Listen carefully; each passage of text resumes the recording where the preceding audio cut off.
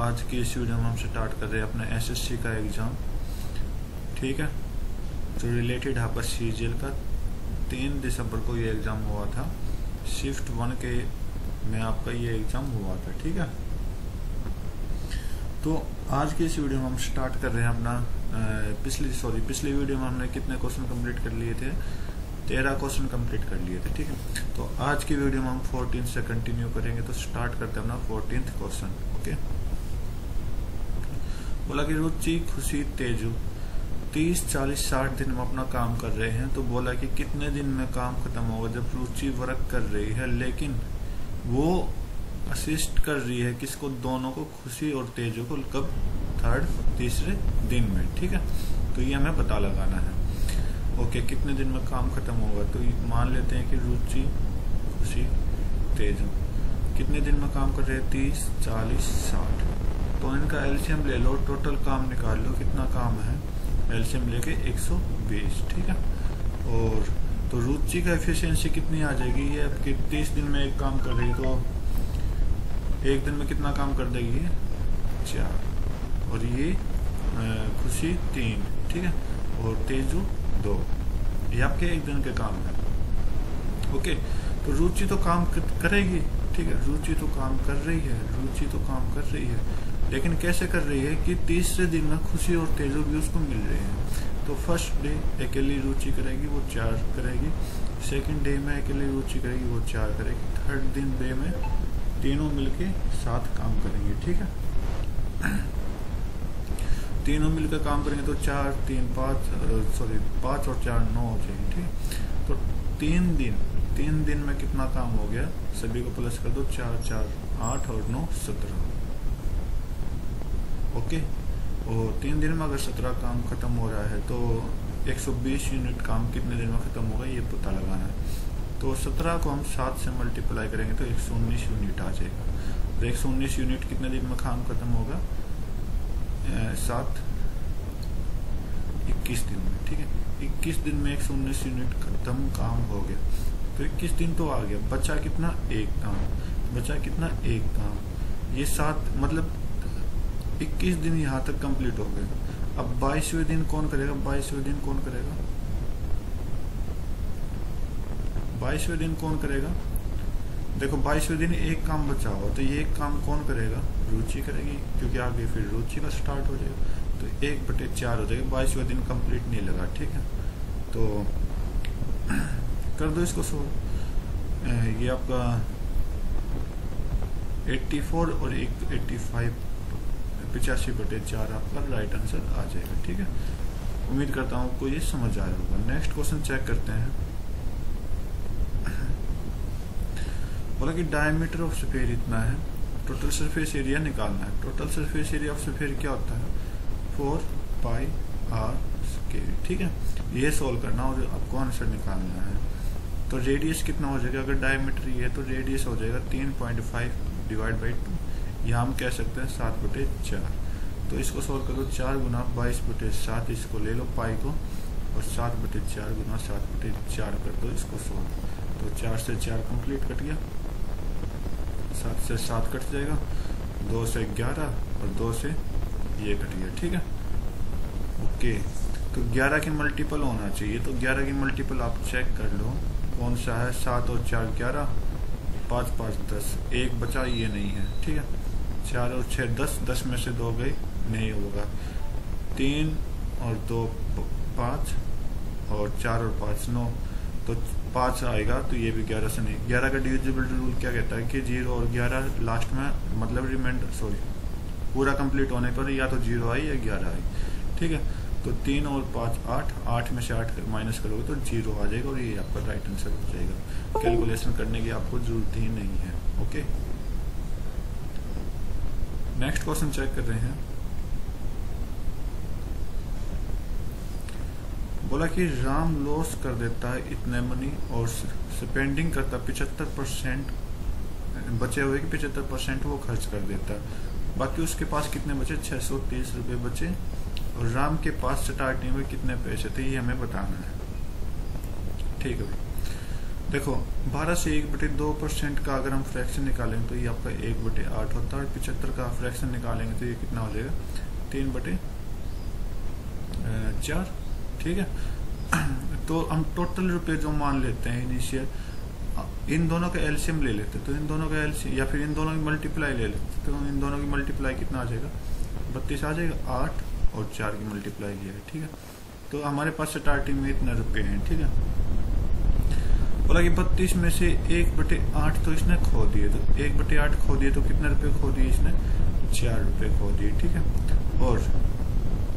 और 3/4 खर्च दिए, तो इसका मतलब बचे, अब हम बचे हुए का निकालते तो बचा हुआ कितना है, सॉरी, अब अगर 4 रुपए इसने खो दिए तो बचे में से 75% खर्च करें, तो इसका मतलब बचे कितने इसके पास, 32 में से 4 गए 28, और 28 का 75% खर्च किया। ठीक है। लेकिन सर 75% खर्च गया और बचे कितना 25%। 25% कितना होता है 1/4।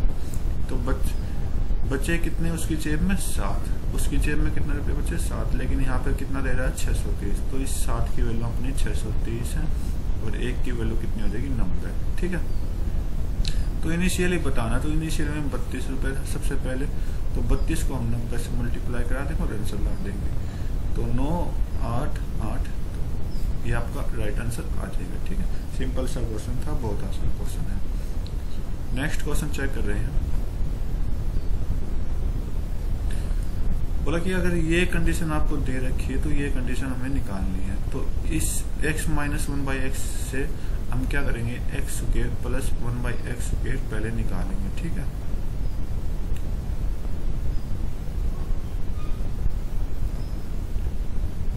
x² + 1/x² निकालेंगे तो क्या करेंगे, 13 का स्क्वायर करेंगे 169, और प्लस में 2 कर देंगे तो कितना आएगा 171 आएगा। ठीक है।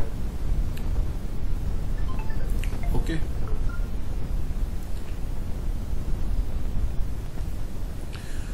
और फिर हमें क्या निकालना है इसका, और स्क्वायर कर देंगे 1/x4, तो हम क्या करेंगे 171 का स्क्वायर करके माइनस में 2 कर देंगे और आपका आंसर ला देंगे। ठीक है।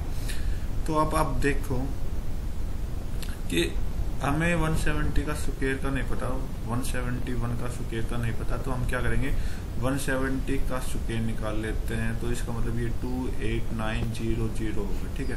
28,900 के लगभग है, तो ये 28,900 से कम है, ये नहीं होगा। ठीक है। ओके। और ये तो ऊपर ही चला गया, तो ये भी नहीं होगा। राइट। ये भी कम 28,000 से, ये भी नहीं होगा, तो बचा कौन, एक ही बचा। और इसको और कैलकुलेशन करना है, या तो आप स्क्वायर निकाल लो, या अगर स्क्वायर नहीं निकाल सकते तो इसको क्या करो कि यूनिट डिजिट इसकी क्या आएगी 1 आएगी, 1 में -2 करेंगे तो कितना आ जाएगा -1। ठीक है। लेकिन -1 अपना आंसर नहीं आता, तो हम +10 कर देंगे, और यूनिट डिजिट जो आएगी वो 9 आएगी, और वो 9 आपका राइट आंसर दे देगा। ठीक है।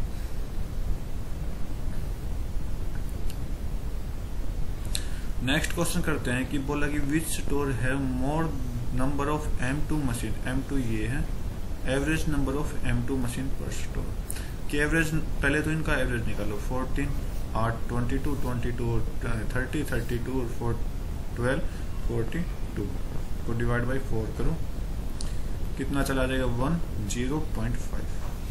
10.5 से ज्यादा किस किस में है, S4 में है और S1 में है, ये 12 देखो। ठीक है। तो S1 और S4 आपका राइट आंसर आना चाहिए, 4th ऑप्शन। ठीक है। नेक्स्ट क्वेश्चन चेक करो। बोला कि ये रेशियो आपके पास दिया गया है। ठीक है। ओके। तो हमें क्या बताना है, ये बताना है। राइट। A/C बताना। तो हम क्या करते हैं, इसको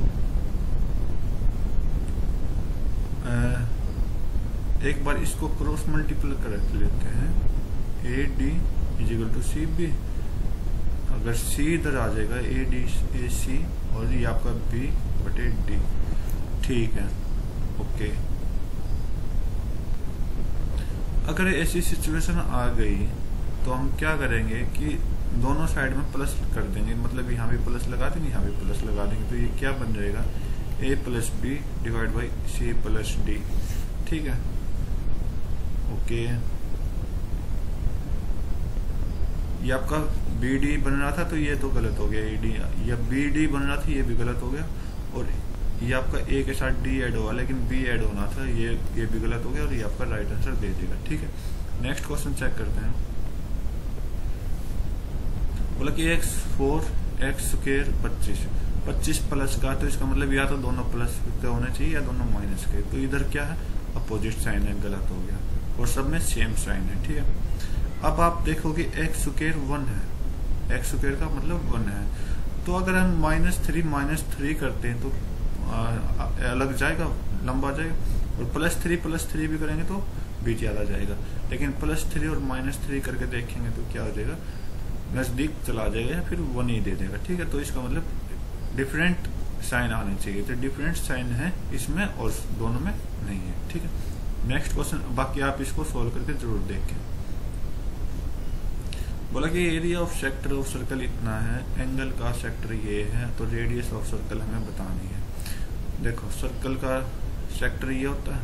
ठीक है, इसका एरिया कितना है 66, ये आपका थीटा है, थीटा आपका 60 दे रखा, तो 60/360 कर दो और गुना में पाई आर स्क्वायर कर दो। पाई कितना है 22/7 गुना में आर स्क्वायर, तो आर तो निकालना है 66, तो 22 से सीधा 3 गया, और ये आपका 1/6 गया, और आर स्क्वायर की वैल्यू कितनी आ जाएगी 3 गुना 42, और आर की वैल्यू 3 गुना 14, तो 3 बाहर आ जाएगा और 14 अंदर आ जाएगा, 3√14 आपका राइट आंसर दे देगा। ठीक है, नेक्स्ट क्वेश्चन निकालते हैं एच शेप। एच शेप क्या होता है कि इन सभी का ऊपर वाले में एच शेप निकालना और नीचे क्या निकालना, दोनों का, इन तीनों का एलसीएम निकालना।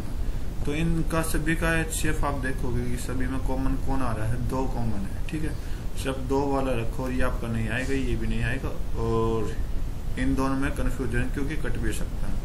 तो 5 और 15 का एलसीएम 15 आएगा, 15 और 17 का एलसीएम 255 आ जाएगा, तो ये आपका राइट आंसर दे देगा थर्ड ऑप्शन। ठीक है,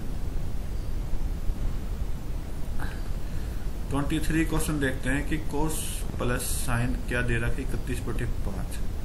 31 को हम क्या लिख सकते हैं 24 + 7 भी लिख सकते हैं। ठीक है, या फिर 7 + 24 भी लिख सकते हैं। ठीक है, 7 + 24 क्यों लिखा ये, क्योंकि मुझे यह ट्रिपलेट दिखाई दिया, ट्रिपलेट देखोगे तो क्या है 7, 24 और 25 का ट्रिपलेट दिखाई दिया, 25 दिखाई दिया, 25 से हमने ट्रिपलेट बनाया, और ट्रिपलेट आपको याद होना जरूरी है। ठीक है, अगर आपको क्वेश्चन जल्दी सॉल्व करना है तो या तो आपका कोस स्क्वायर है। ठीक है, या तो 7/25 इस दोनों का स्क्वायर करो, या फिर 24/25 इन दोनों का स्क्वायर करो। तो या तो आपका 49/625 आना चाहिए, या फिर आपका 576/625 आना चाहिए। ठीक है, तो कौन सा ऑप्शन मैच कर रहा है, तो वही इनमें से कोई भी ऑप्शन मैच नहीं करा, और ये आपका सारे ऑप्शन इसमें गलत हैं। ठीक है, नेक्स्ट क्वेश्चन चेक करते हैं। बोला कि एवरेज नंबर है 60 बच्चों के 62, और लड़के और लड़कियों का एवरेज ये दे रखा, तो नंबर ऑफ बॉयज बताना। तो इसको हम मिक्सचर एलिगेशन से करते हैं। ठीक है, तो बॉयज का इधर लिख देते हैं, गर्ल्स का इधर, तो 60 65 दोनों को मिला के कितना है 62, तो ये निकाल दो, 2 3 रेशियो 2 में बॉयज हैं, लेकिन टोटल बॉयज कितने हैं 60, तो 5 यूनिट कितने हो जाएंगे 60, और हमें बॉयज निकालने तो 3 की निकालने, तो 3 का निकालना, तो 1 की 12, और 3 का कितना हो जाएगा 12 गुना 3 36 हो जाएगा। ठीक है, 36 आपका राइट आंसर दे देगा। नेक्स्ट क्वेश्चन चेक करते हैं।